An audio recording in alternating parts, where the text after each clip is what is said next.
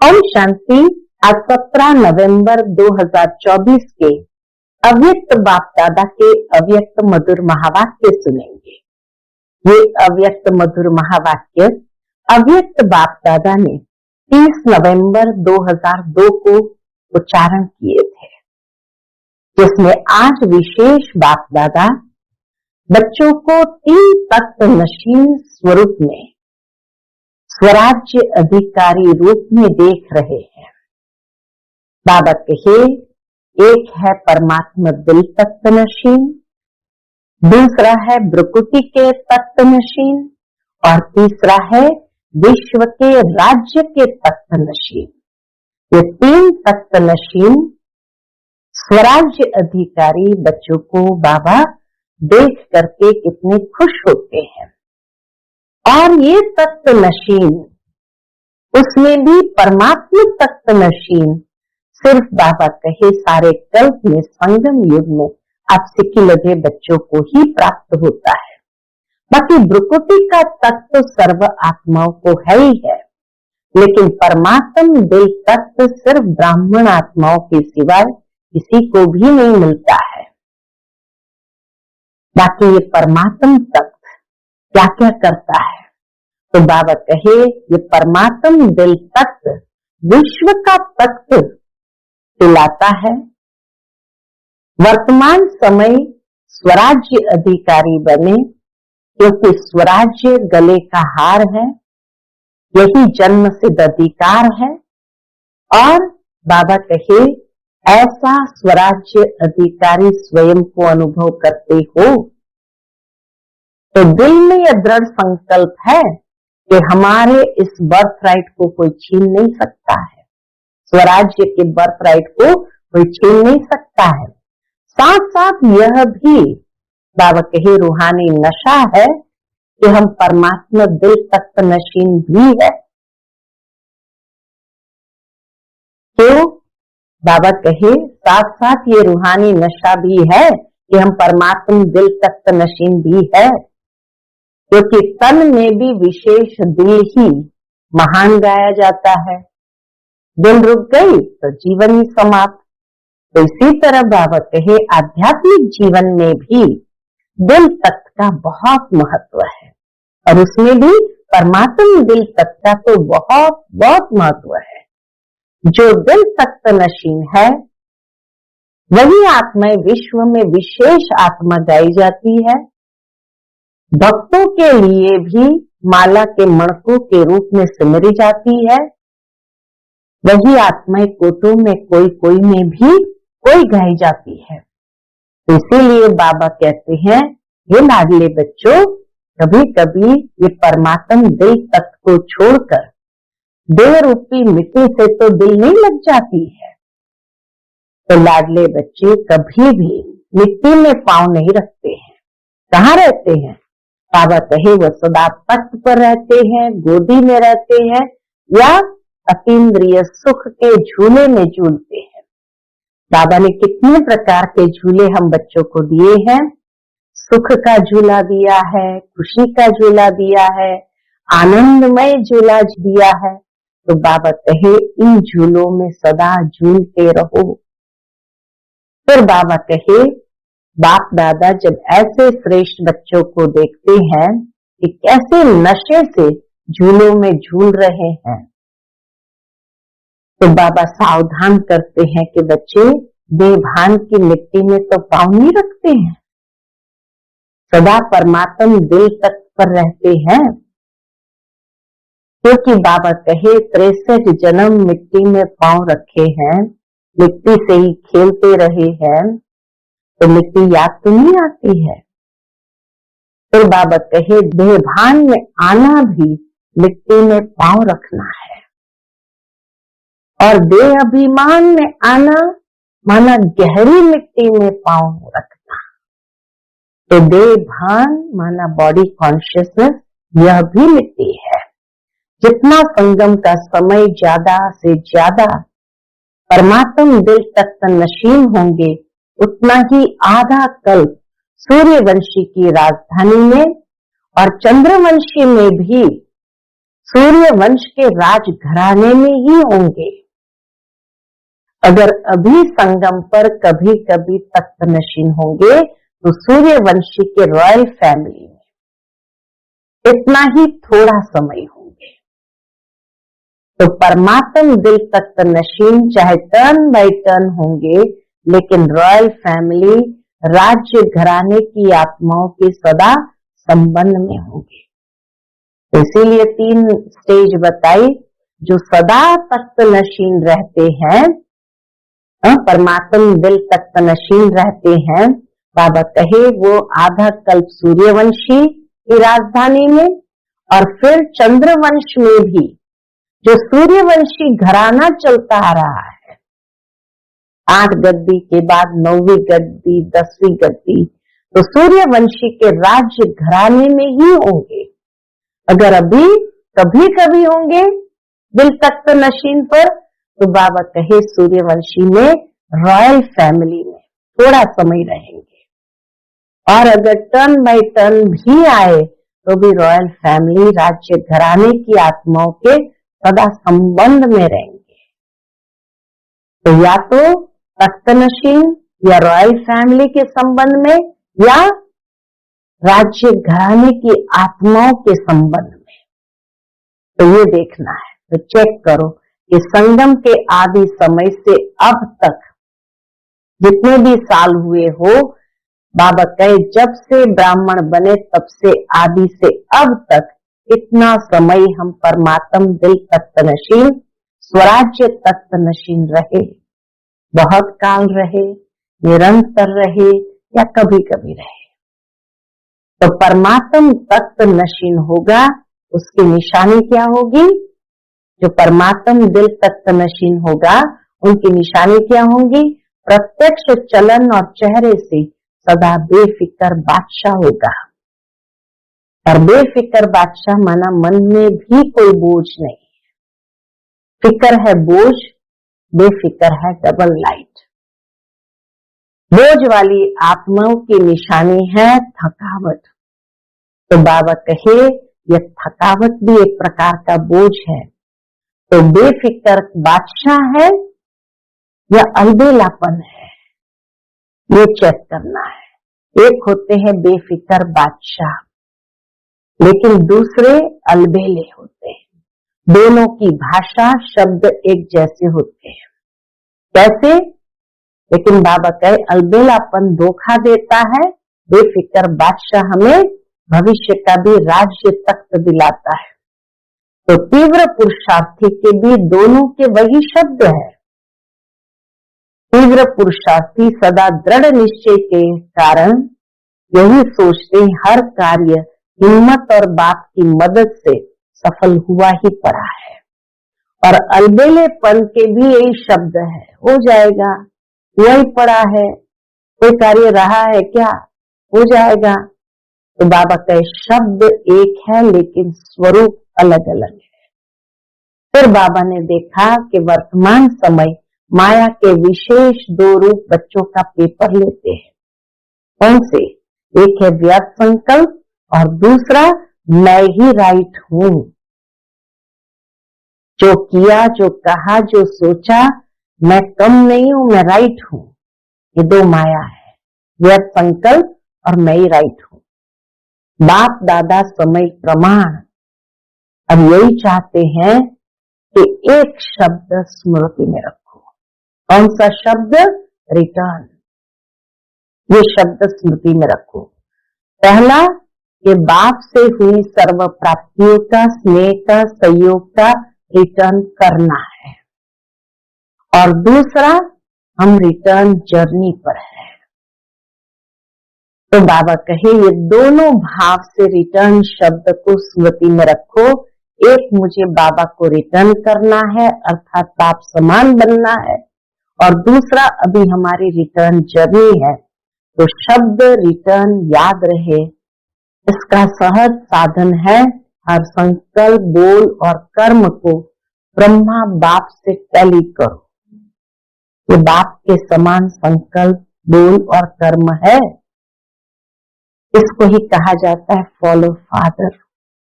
बाबा के कदम में कदम रख के चलना। अच्छा, आज की मुरली का टाइटल है रिटर्न शब्द की स्मृति से समान बनो और रिटर्न जर्नी के स्मृति स्वरूप बनो। आज बाप दादा अपने चारों ओर के दिल तख्त नशीन, भ्रुकुटी के तख्त नशीन, विश्व के राज्य के तख्त नशीन, स्वराज्य अधिकारी बच्चों को देख हर्षित हो रहे हैं। 3 तख्त नशीन देखे, एक परमात्मा दिल तख्त नशीन, दूसरा भ्रुकुटी के तख्त नशीन और तीसरा भविष्य के राज्य तख्त नशीन। ऐसे स्वराज्य अधिकारी बच्चों को देख बाप दादा को खुशी होती है। परमात्मा दिल तख्त सारे कल्प में अब आप सिके लधे लाडलो बच्चों को ही प्राप्त होता है। कितने भाग्यशाली है सिके लधे लाडले बच्चे जो बाबा कहे इस सारे कल्प के अंदर संगम युग पर ही ये परमात्म दिल तख्त में प्राप्त होता है। भ्रुकुटी का तत्व तो सर्व आत्माओं को है, लेकिन परमात्म दिल तख्त ब्राह्मण आत्माओं के सिवाय किसी को प्राप्त नहीं है।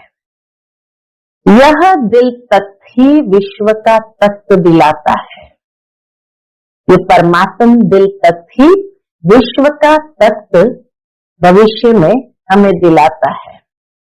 वर्तमान समय स्वराज्य अधिकारी बने हो, हर एक ब्राह्मण आत्मा का स्वराज्य गले का हार है। स्वराज्य आपके जन्म का अधिकार है। बाबा कहे ये स्वराज्य ही गले का हार है और स्वराज्य ही हमारे जन्म का अधिकार है। ऐसे स्वयं को ऐसा स्वराज्य अधिकारी अनुभव करते हो। दिल में यह दृढ़ संकल्प है कि हमारे इस बर्थ राइट को कोई छीन नहीं सकता है। इतने पद्मा पद्म भाग्यवान जो हमारे इस स्वराज्य का बर्थ राइट कोई छीन नहीं सकता है। साथ साथ यह भी रूहानी नशा है कि हम परमात्म दिल तख्त नशीन भी है। स्वराज्य अधिकारी के साथ साथ हम परमात्म दिल तख्त नशीन भी है। मानव जीवन में तन में भी विशेष दिल ही महान गाई जाती है। दिल रुक गई तो जीवन समाप्त। तो आध्यात्मिक जीवन में भी दिल तख्त का बहुत महत्व है। या आध्यात्मिक जीवन में भी दिल तख्त का बहुत महत्व है, उसमें भी परमात्म दिल तख्त। जो दिल तख्त नशीन है वही आत्माएं विश्व में विशेष आत्माएं गाई जाती है। परमात्म दिल तख्त पर जो होंगी जरूर है वो विशेष आत्माएं ही गाई जाती है। वही आत्माएं भक्तों के लिए माला के मणकों के रूप में सिमरी जाती है। वही आत्माएं कोटों में कोई में भी कोई गाई जाती है। ऐसी विशेष है। तो वह कौन है? आप हो? पूछते बाबा। पांडव भी है, माताएं भी है। तो सभी ने हाथ हिलाया। तो हाथ हिला रहे हैं तो बाप कहते हैं, हे लाडले बच्चे, कभी भी दिल तख्त को छोड़कर देह रूपी मिट्टी से क्यों दिल लगाते हो? आश्चर्य लगता होगा बाबा को भी, इसलिए पूछते हैं कि हे लाडले बच्चे, कभी कभी दिल तख्त को छोड़कर देह रूपी मिट्टी से क्यों दिल लगाते हो? देह मिट्टी है तो लाडले बच्चे कभी मिट्टी में पांव नहीं रखते हैं, सदा तख्त पर, गोदी में या अतीन्द्रिय सुख के झूले में झूलते हैं। लाडले बच्चे मिट्टी में पांव नहीं रखते, कहाँ रखते हैं? या तो तख्त पर होते हैं, या गोदी में होते हैं, या अतीन्द्रिय सुख के झूले में झूलते हैं। आपके लिए बाप दादा ने भिन्न भिन्न झूले दिए हैं। कभी सुख के झूले में झूलो, कभी खुशी के झूले में झूलो, कभी आनंद में झूले में झूलो।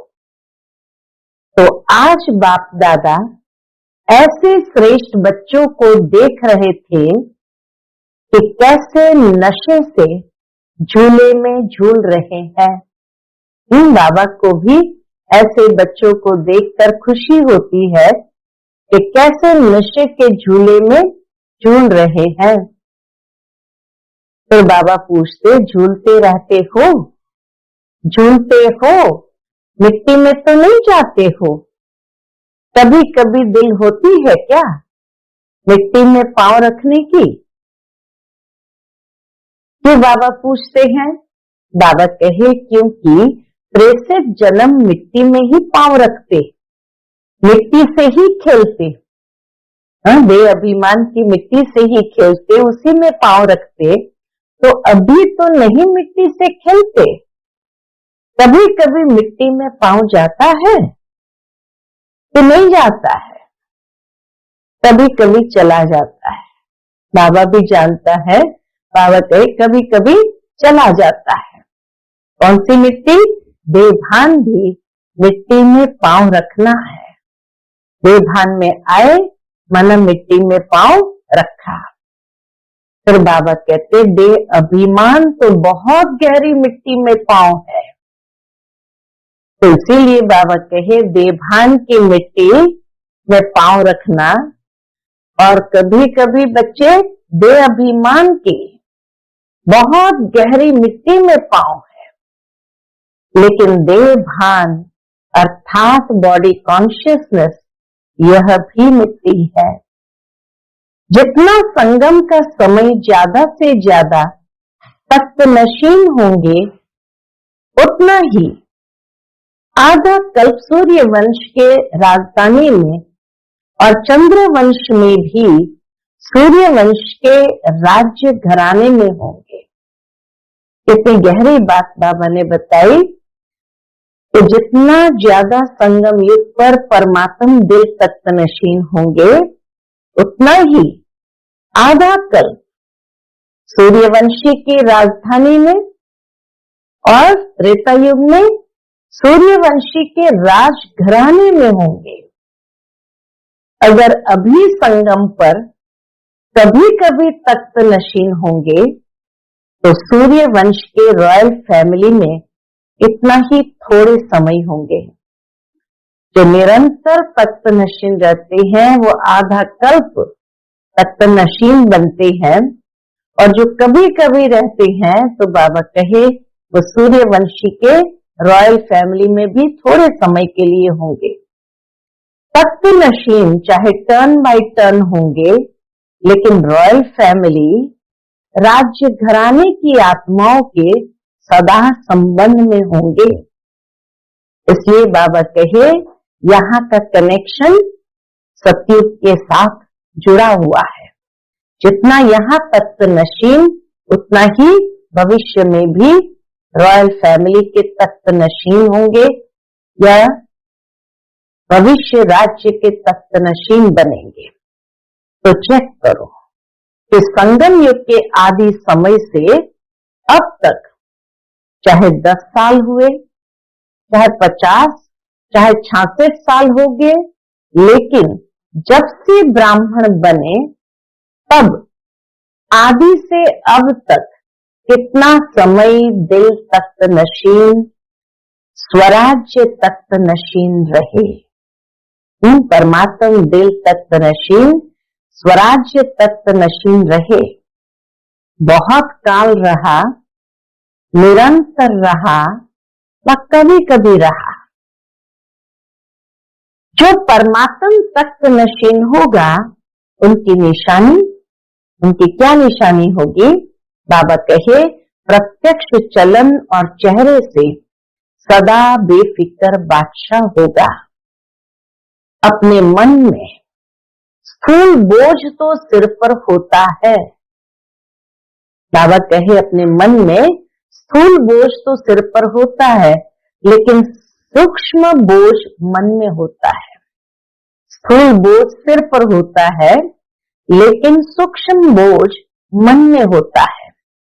तो मन में कोई बोझ नहीं होगा।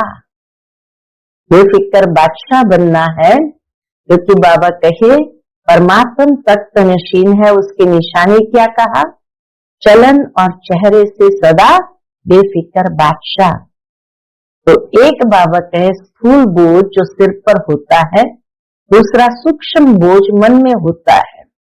तो मन में कोई बोझ तो नहीं होगा, क्योंकि मन में बोझ है तो बेफिक्र बादशाह नहीं बन सकते। फिक्र है बोझ, बेफिक्र है डबल लाइट। अगर किसी भी प्रकार का, चाहे सेवा का, चाहे संबंध संपर्क का, चाहे स्थूल सेवा का, रूहानी सेवा का भी बोझ नहीं, रूहानी सेवा का भी बाबा कहे बोझ नहीं। क्या होगा, कैसा होगा, सफलता होगी या नहीं होगी, सोचना, प्लान बनाना अलग चीज है, बोझ अलग चीज है।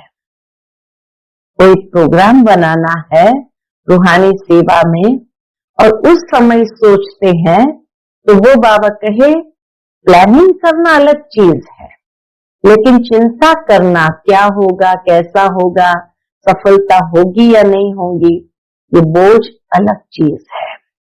बोझ वाले की निशानी सदा चेहरे में बहुत या थोड़ा थकावट के चिन्ह होंगे। जिसके माथे पर बोझ होगा तो थकावट जरूर दिखाई देगी। थकावट होना अलग चीज है। थकावट के चिन्ह थोड़ा भी, यह भी बोझ की निशानी है। थकावट के चिन्ह थोड़ा भी बाबा कहे है तो यह भी बोझ की निशानी है।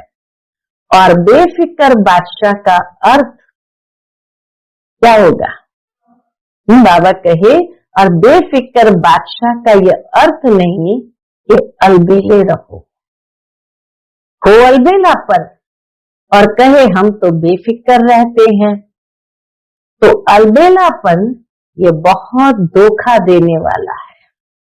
बाबा सावधान करते हैं, अलबेलापन ये बहुत धोखा देने वाला है। तीव्र पुरुषार्थ के भी वही शब्द है और अलबेलेपन के भी वही शब्द है। कौन से? तीव्र पुरुषार्थ सदा दृढ़ निश्चय होने के कारण यही सोचते कि हर कार्य हिम्मत और बाप की मदद से सफल हुआ ही पड़ा है। ये तीव्र पुरुषार्थी का बोल होगा। तो बाबा कहे तीव्र पुरुषार्थी के शब्द क्या होंगे? सदा दृढ़ निश्चय होने के कारण यही सोचता है कि हर कार्य हिम्मत और बाप की मदद से सफल हुआ ही पड़ा है। और अलबेलेपन के भी यही शब्द है, हो जाएगा, हो जाएगा, हुआ ही पड़ा है। कोई कार्य रहा है क्या? हो जाएगा। तो शब्द एक है, लेकिन रूप अलग अलग है, स्वरूप अलग अलग है। एक है बेफिक्र बादशाह का स्वरूप और दूसरा है अलबेलापन का स्वरूप। तो बाबा कहे अलबेलेपन का स्वरूप ना हो, बेफिक्र बादशाह जरूर हो कि हिम्मत और बाप की मदद से सफल हुआ ही पड़ा है। फिर बाबा ने बहुत सुंदर बात बताई। वर्तमान समय माया के विशेष दो रूप बच्चों का पेपर लेते हैं। कौन से दो रूप बाबा कहे बच्चों का पेपर लेते हैं? एक व्यर्थ संकल्प विकल्प नहीं, व्यर्थ संकल्प। दूसरा, मैं ही राइट हूं। ये दो चीज बाबा कहे वर्तमान समय बच्चों का पेपर ले रही है। एक व्यर्थ संकल्प, दूसरा मैं ही राइट हूं। जो किया, जो कहा, जो सोचा, मैं कम नहीं, राइट हूं। बाप दादा समय के प्रमाण अब यही चाहते। बाप दादा के चाहना क्या है? तो समय प्रमाण अब बाप दादा यही चाहते हैं कि एक शब्द सदा स्मृति में रखो। कौन सा शब्द सदा स्मृति में रखे? बाप से हुई सर्व प्राप्तियों का, स्नेह का, सहयोग का रिटर्न करना है। बाबा से जो कुछ भी मिला है उसका हमें रिटर्न करना है। और रिटर्न करना अर्थात समान बनना। ये बाप दादा की वर्तमान समय के प्रमाण चाहना है। और दूसरा, अब हमारी रिटर्न जर्नी, वापसी यात्रा है। एक ही शब्द रिटर्न सदा याद रहे। रिटर्न करना है और रिटर्न जर्नी में जाना है। इसके लिए बहुत सहज साधन है। कौन सा सहज साधन है? ये शब्द सदा स्मृति में रहे इसके लिए हर संकल्प, बोल और कर्म को ब्रह्मा बाप से टैली करो, मेल करके देखो। तो इसीलिए बाबा कहे और संकल्प, बोल और कर्म को ब्रह्मा बाप से टैली करके देखो, भेंट करके देखो। बाप का संकल्प क्या रहा, बाप का बोल क्या रहा, बाप का कर्म क्या रहा। इसको ही कहा जाता है फॉलो फादर। फॉलो करना तो सहज होता है ना। नया सोचना, नया करना उसकी आवश्यकता ही नहीं है। बाबा कहे नया सोचना, नया करना उसकी आवश्यकता है ही नहीं। बस बाबा के कदम पर कदम रख के चलना है। जो बाप ने किया वो फॉलो फादर। सहज है ना? पूछते बाबा, सहज है ना? फिर बाबा ने टीचर्स को देखते हुए कहा, टीचर्स हाथ उठाओ। फॉलो करना सहज है या मुश्किल है? सहज है ना? बस फॉलो फादर। पहले चेक करो, जैसे कहावत है, पहले सोचो फिर करो, पहले तोलो फिर बोलो। तो सभी टीचर्स इस वर्ष में, अभी इस वर्ष का लास्ट मंथ है, नवंबर एंड की मुरली थी, तो एक महीना दिसंबर का रहा हुआ है। इसलिए बाबा कहे इस वर्ष का लास्ट मंथ है, पुराना जाएगा फिर नया आएगा। नए आने के पहले क्या करना है? एक महीने में बाबा होमवर्क देते हैं कि नए आने के पहले क्या करना है, उसकी तैयारी कर लो।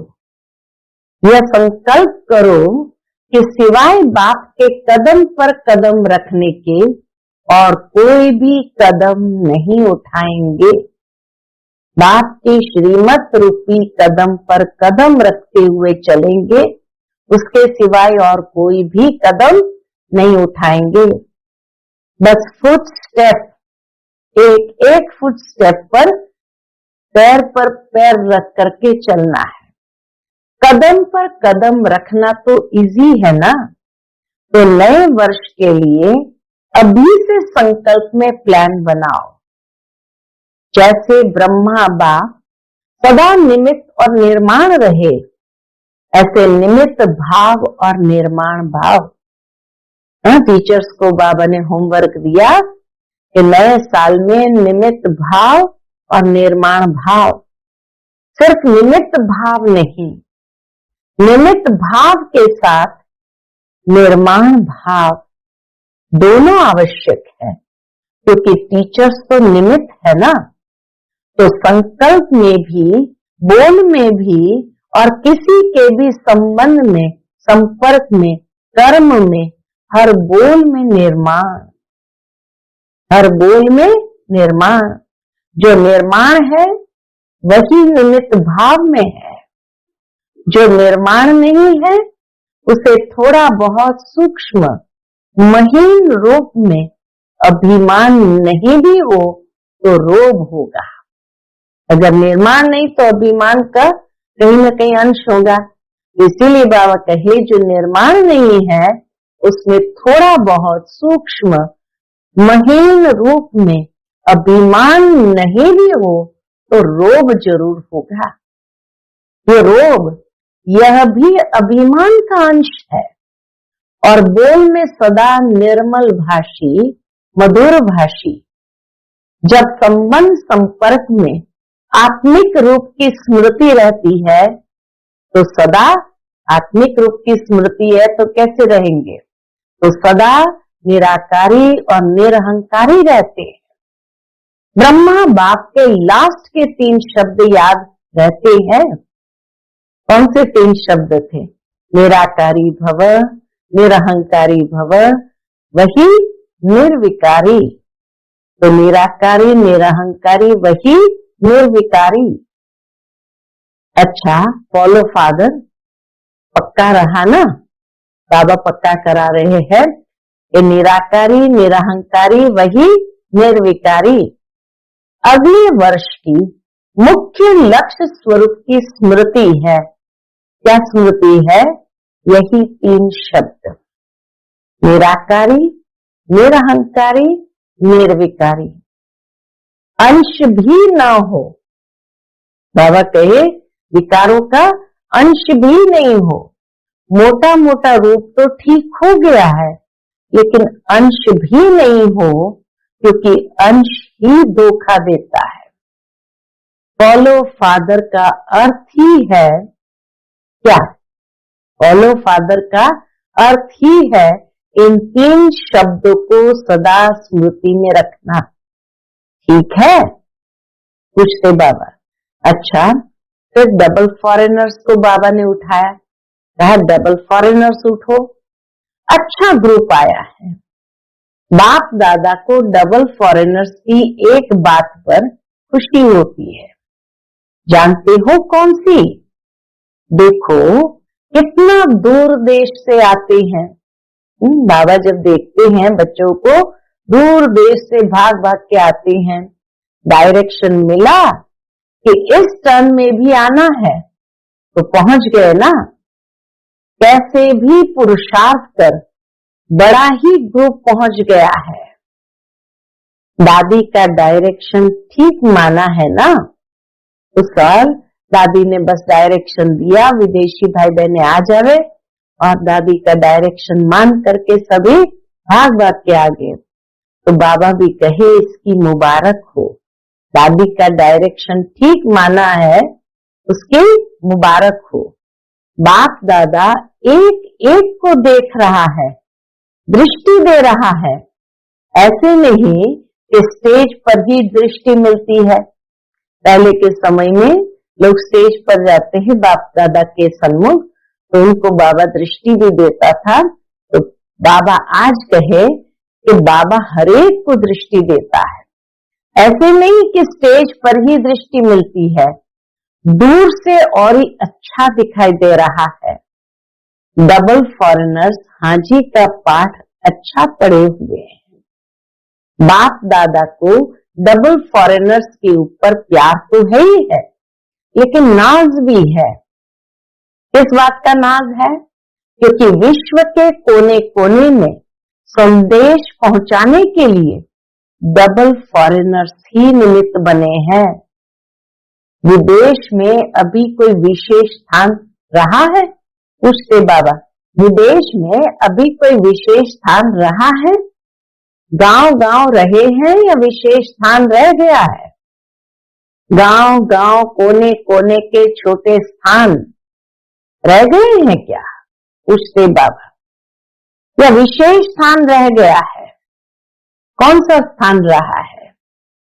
तो किसी ने सुनाया बाबा को मिडिल ईस्ट के कुछ देश रहे हुए हैं। फिर भी देखो, यह भी ग्रुप जो आया है कितने देशों का ग्रुप है। फिर भी बाप दादा जानते हैं कि विश्व के अनेक भिन्न भिन्न देशों में आप आत्माएं निमित्त बने हो। बाप दादा हमेशा कहते ही है, क्या कहते हैं, कि विश्व कल्याणकारी का टाइटल बाप का डबल विदेशियों ने ही प्रत्यक्ष किया है। विश्व कल्याणकारी बाबा का टाइटल विदेशों के कारण ही प्रत्यक्ष हुआ है।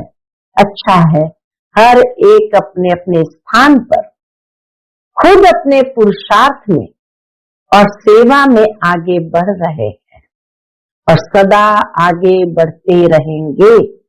वरदान भी मिल गया, सफलता के सितारे है ही। अच्छा, बहुत अच्छा। फिर बाबा ने कुमारों के ग्रुप को देखते हुए कहा, जब कहा कुमार उठो तो सभी कुमार उठे, तो बाबा ने देखा मधुबन के भी कुमार है। उस झुंड में मधुबन के कुमार भी है। देखो कुमारों की संख्या कितनी है। आधा क्लास तो कुमारों का है। कुमार अभी साधारण कुमार नहीं है।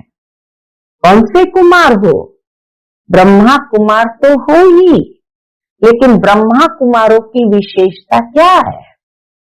कुमारों की विशेषता है कि सदा जहां भी अशांति होगी उसमें शांति फैलाने वाले शांति दूत है।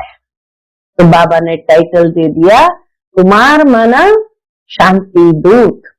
न मन की अशांति न बाहर की अशांति। कुमारों का कार्य ही है मुश्किल काम करना। हार्ड वर्कर होते हैं ना, तो आज सबसे हार्ड में हार्ड वर्क है कौन सा? अशांति को मिटाए, शांति दूत बन शांति फैलाना। ये सबसे बड़े से बड़ा हार्ड वर्क है। ऐसे कुमार हो, अशांति का नाम निशान न रहे, न विश्व में न आपके संबंध संपर्क में। ऐसे शांति दूत हो जैसे आग बुझाने वाले, कहां भी आग होगी तो आग बुझाएंगे ना। तो शांति दूत का कार्य ही है क्या? अशांति को शांति में बदलना। तो शांति दूत हो ना, पक्का? पूछते बाबा 3 बार, पक्का पक्का पक्का। बहुत अच्छा लग रहा है। बाप दादा इतने कुमारों को देख खुश होते हैं।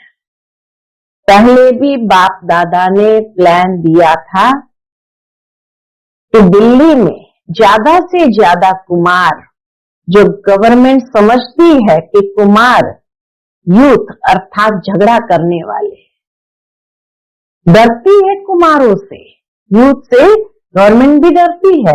ऐसे डरने वाली गवर्नमेंट हर ब्रह्मा कुमार का शांति दूत के टाइटल से स्वागत करे, तब है कुमारों की कमाल। ऐसा कार्य करे जो बाबा कहे गवर्नमेंट भी शांति दूत के टाइटल से स्वागत करे। सारे विश्व में छा जावे कि ब्रह्मा कुमार शांति दूत है। हो सकता है ना? दिल्ली में करना है ना? दादियां करेंगे। एक ग्रुप में इतने कुमार है तो सभी ग्रुप में कितने होंगे? जितने भी टर्न बाप दादा के मधुबन में हर जोन आता है, तो हर जोन के कितने कुमार होंगे? विश्व में कितने होंगे? तो किसी ने कहा लगभग 1 लाख। तो कुमार करो कमाल। गवर्नमेंट में जो कुमारों के प्रति उल्टा भरा हुआ है, गवर्नमेंट में जो कुमारों के प्रति उल्टा भरा हुआ है, यूथ के प्रति, बस उल्टा कर दो। लेकिन मन में भी अशांति नहीं, साथियों में भी अशांति नहीं, और अपने स्थान पर भी अशांति नहीं।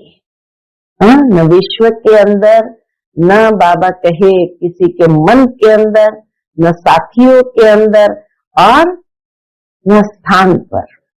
अपने स्थान पर भी अशांति नहीं, अपने शहर में भी अशांति नहीं।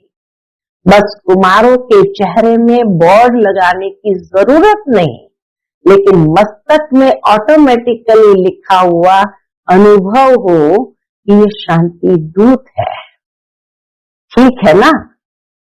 फिर कुमारियों को देखते हुए बाबा ने कहा, कुमारियां भी बहुत है, इन सब कुमारियों का लक्ष्य क्या है? पूछते बाबा, नौकरी करना है या विश्व सेवा करनी है? ताज सिर पर रखना है या टोकरी रखनी है? पूछते बाबा कुमारियों से, क्या रखना है? देखो, सब कुमारियों को रहम दिल बनना है।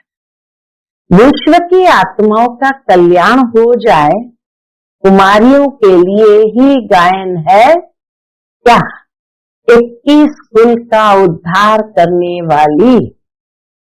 भविष्य 20 और ये 1, 12 जन्म त्रेता के, 8 जन्म सतयुग के, तो 20 जन्म, और ये के संगम का। तो बाबा कहे कुमारियों के लिए गायन है 21 कुल का उद्धार करने वाली।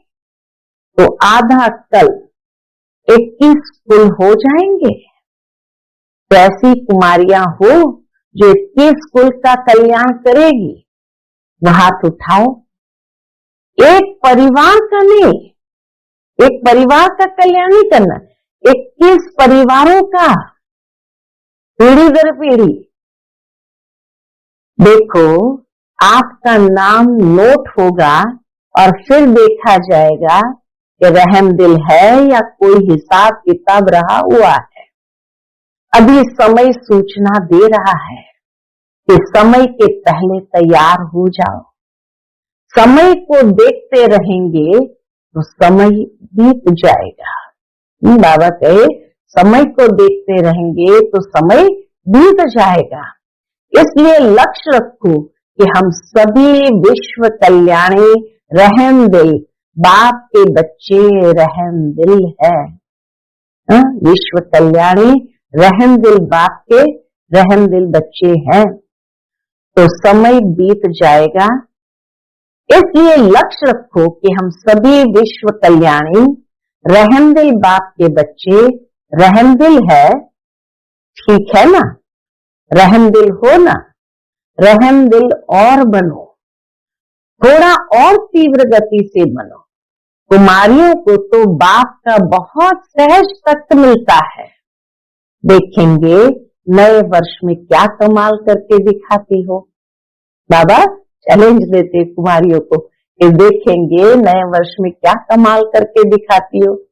अच्छा, तो मीडिया के 108 रत्न आए हैं। तो बाबा अच्छा है, मीडिया वाले कमाल करके दिखावे, जो सबके बुद्धि में आवे कि बाप से वर्षा लेना ही है, कोई वंचित नहीं रह जाए। मीडिया का काम ही है आवाज फैलाना।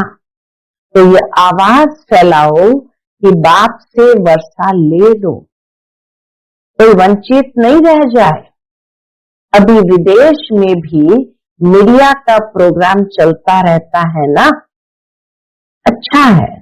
भिन्न भिन्न रूप से जो प्रोग्राम रखते हैं तो अच्छे इंटरेस्टेड होते हैं। मीडिया वाले भी आजकल इंटरेस्ट लेने लगे हैं, अच्छा कर रहे हैं और करते रहेंगे। वरदान भी मिल गया, अच्छा कर रहे हैं और करते रहेंगे, और सफलता तो है ही। सभी वर्ग वाले जो भी सेवा कर रहे हैं, बाप दादा के पास समाचार आता रहता है। हर वर्ग की अपनी अपनी सेवा के साधन और सेवा की रूपरेखा है, लेकिन यह देखा कि वर्ग अलग अलग होने से हर वर्ग एक दो से रेस भी करते हैं। अच्छा है, रेस नहीं करना, रेस भले करो, हर वर्ग के रिजल्ट, वर्ग की सेवा के बाद आईपी और वीआईपी संपर्क में काफी आए हैं। अभी माइक नहीं लाए, लेकिन संबंध संपर्क में आए, मीडिया वाले संबंध संपर्क में आए। अच्छा, बाप दादा वाली एक्सरसाइज याद है? कौन सी एक्सरसाइज कराई थी बाबा ने? अभी अभी निराकारी, अभी अभी फरिश्ता। यह है चलते फिरते बाप और दादा के प्यार का रिटर्न। तो अभी अभी ये रूहानी एक्सरसाइज करो। सेकंड में निराकारी, सेकंड में फरिश्ता।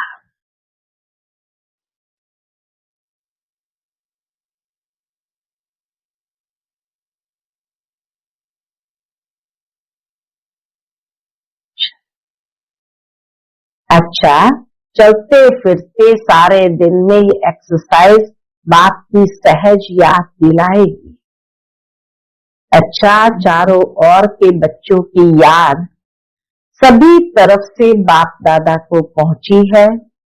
हर एक बच्चा समझता है हमारी याद देना, हमारी याद देना। कोई पत्र द्वारा भेजते, कोई कार्ड द्वारा, कोई मुख द्वारा, लेकिन बाप दादा चारों ओर के बच्चों को, एक एक को नैनों में समाते हुए याद का रिस्पॉन्ड पदम गुना याद प्यार दे रहे हैं। बाप दादा देख रहे हैं कि इस समय कितना भी बजा है, लेकिन मेजॉरिटी सबके मन में मधुबन और मधुबन का बाप दादा है। अच्छा, चारों ओर के तीनों तख्त नशीन स्वराज्य अधिकारी बच्चों को सदा बाप दादा को रिटर्न, बाप समान बनने वाले बच्चों को सदा रिटर्न जर्नी के स्मृति स्वरूप बच्चों को सदा संकल्प, वाणी और कर्म में फॉलो फादर करने वाले हर एक बच्चे को बाप दादा का बहुत बहुत बहुत याद प्यार और नमस्ते। हम सब रूहानी बच्चों की रूहानी माता पिता बाप दादा को याद प्यार, गुड मॉर्निंग और नमस्ते नमस्ते। शुक्रिया बाबा, शुक्रिया। आज का बाप दादा का मधुर वरदान हम बच्चों के प्रति है, सर्व आत्माओं में अपनी शुभ भावना का बीज डालने वाले मास्टर दाता भव। फल का इंतजार न कर, आप अपनी शुभ भावना का बीज हर आत्मा में डालते चलो। समय पर सर्व आत्माओं को जगना ही है, समय पर सर्व आत्माओं को जगना ही है। कोई ऑपोजिशन भी करता है तो भी आपको रहम की भावना नहीं छोड़नी है। ये ऑपोजिशन, इंसल्ट, गालियां खाद का काम करेगी और अच्छा फल निकलेगा। जितना गाली देते हैं उतना गुण गाएंगे। इसलिए हर आत्मा को अपनी वृत्ति द्वारा, वाइब्रेशन द्वारा, वाणी द्वारा मास्टर दाता बन देते चलो। समझा? बाबा ने क्या कहा? जितना गाली देते हैं उतना गुण गाएंगे। इसीलिए हर आत्मा को अपनी वृत्ति द्वारा, वाइब्रेशन द्वारा, वाणी द्वारा मास्टर दाता बन देते चलो। आज का स्लोगन है, सदा प्रेम, सुख, शांति और आनंद के सागर में समाये हुए बच्चे ही सच्चे तपस्वी है। सदा प्रेम, सुख, शांति और आनंद के सागर में समाये हुए बच्चे ही सच्चे तपस्वी है। अच्छा, आज की सूचना है कि आज मास का तीसरा रविवार अंतर्राष्ट्रीय योग दिवस है। सभी ब्रह्मा वत्स संगठित रूप में साय 6:30 से 7:30 बजे तक विशेष वरदाता, भाग्य विधाता बाप दादा के साथ कंबाइंड स्वरूप में स्थित हो अव्यक्त वतन से सर्व आत्माओं को सुख शांति का वरदान देने की सेवा करें। अच्छा, ओम शांति।